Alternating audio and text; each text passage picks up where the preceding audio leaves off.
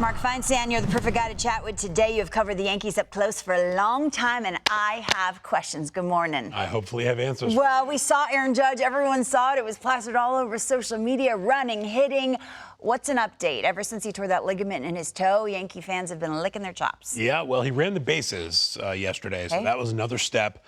There's still no firm timetable for his return, but Aaron Boone was asked yesterday, could he return before the end of July? Ooh, what'd they say? He was non-committal, but said he didn't rule it out. So there's certainly a chance, and I think with every loss the Yankees add up here, the need for him to get back becomes more and more pressing. Is this something he's going to have to tend to in the offseason, the toe, or is it something that's getting better and he could put it in the rearview mirror kind of thing? You know what I mean? I'm not going to use my medical degree to okay, this one. You're not sure. You know, this torn ligaments or torn ligaments, yeah. Maybe it's something he has to get surgically addressed in the offseason, but I don't know the answer. We'll see.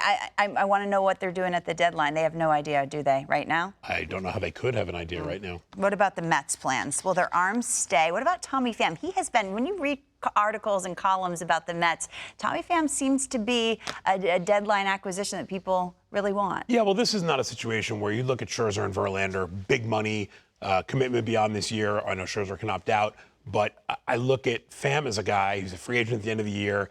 If the Mets decide to sell, I don't think you're going to see a full-on fire sale. But Pham is a guy who has played his way into an everyday role this year. You know, 838 OPS. He's ranked in the top 10 in the league in exit velocity, chase rate, expected slugging, expected batting average. He's having a very productive year.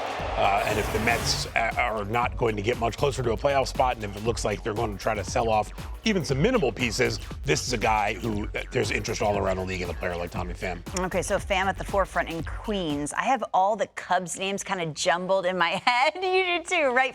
From Bellinger to Stroman and everyone in between. How about this? Who is most likely to walk out that door August 1st? I have to think it's Marcus Stroman. The demand for starting pitching is great around the league. You know, there are a few guys who might be out there to be had, but Stroman is having a superb season. You see it right there.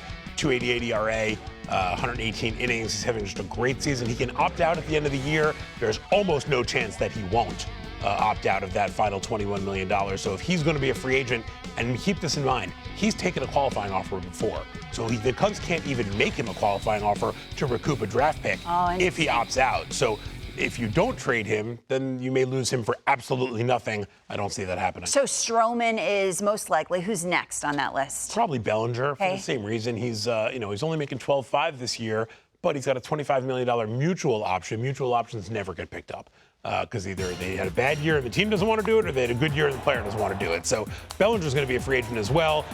You look at the Cubs. They're not going to get to the playoffs. I know they're sort of on that fringe of the wild card race, but they've got some pieces to sell that can help supplement this roster and really put them in a position to, to be better in the future. It could look a whole lot different in a couple weeks' time. You think I'm ending this segment without asking? You're laughing about Shohei Ohtani. The sweep of the Yankees makes things interesting for the Angels, Mark. It does. I was talking to an executive last night who said there's a feeling around the league that Artie Moreno is looking for a reason not to trade Shohei Ohtani. We've been hearing about this forever, that the team is a little hesitant about it, what he means to the franchise, on the field, off the field, at the box office, etc. And now all of a sudden the Angels with this sweep are 4.5 games out of a wild card spot. They're over 500, and they've got 6 games coming up, very winnable. So you look at it and say, well, maybe they're going to get themselves back in this race. The only thing I caution, you look at their schedule from August 1st on: Toronto, Atlanta, Seattle, San Francisco, Houston, Texas, Tampa Bay, Cincinnati. That's a 24-game stretch of just a gauntlet. So even if they're able to have a good week here and get themselves 2.5, 3 games out of a wild card, they got a lot of work ahead of them in August. Be a glass half full kind of guy. But if they're able to have a good week here, I think that really lessens the chances of Ohtani getting traded. The deadline cannot come soon enough. For me, for you, I know you don't sleep. No, I love the deadline. Mark, it's great. Thanks so much.